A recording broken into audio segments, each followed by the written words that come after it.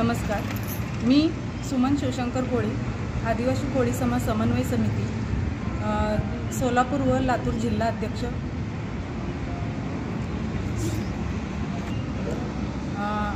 कोळी, हिंदू कोळी, ढोर कोळी आणि डोंगर कोळी आमच्या ज्या काही मागण्या आहेत, आम्ही जे काही मागण्या करत आहोत त्याच्याबद्दल आम्हाला म्हणजे आम्ही जे काही मागण्या करत आहोत आणि प्रमाणपत्र आम्हाला वेळेवर मिळण्याची आम्ही हे आंदोलन करत आहे।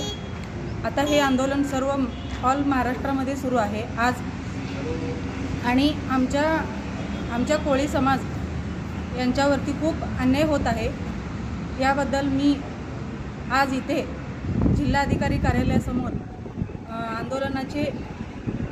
आंदोलनाचे निवेदन करत आहे।